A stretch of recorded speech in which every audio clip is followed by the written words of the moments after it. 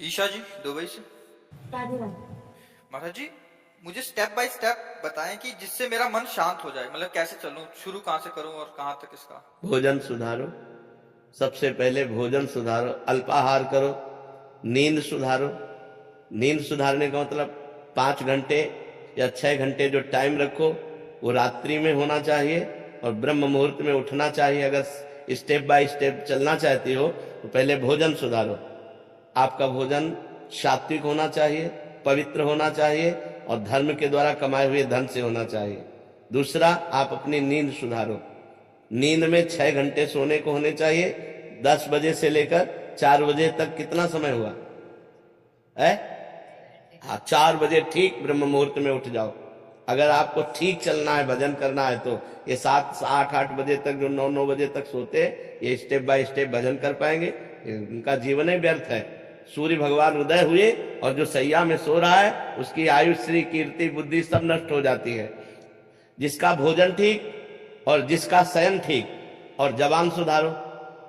हर समय नाम जप करो, मौन का आश्रय लो। अगर उत्तर देना है तो उचित शब्दों का उत्तर दो, व्यर्थ की वार्ता ना करो। वाणी संयम में, जिसका सुनना संयम में। हम गंदी बातें न सुने, प्रपंच न सुने, भगवान की लीला कथा सुने, भगवान की चर्चा सुने, संत वाणी सुने, शास्त्रों की वाणी सुने, तो हमारी श्रवण इंद्रिय पवित्र। जब हमारी एक एक इंद्रिय पवित्र हो जाएगी तब हमारा मन भगवान में लगने लगेगा। और समस्त शास्त्रों में वर्णन है, नवधा भक्ति से श्रेष्ठ कोई साधना नहीं है। जो श्रवणम, कीर्तनम, स्मरणम, विष्णुपाद सेवनम, अर्चनम, वंदनम, दास्य, सख्य, आत्मसमर्पणम, इससे बढ़कर के कोई श्रेष्ठ भक्ति नहीं है। 9 प्रकार की भक्ति ही प्रेम लक्षणा भक्ति प्रदान करती है। पर हम पहले अपने आचरण सुधारें, हर इंद्रिय को पवित्र करें। अब जो व्यभिचार करते हैं, गंदी आदतें, गंदे आचरणों में, और वो सोचे कि हम भक्ति, तो भक्ति का नाटक कर ले, भक्ति नहीं हो सकती।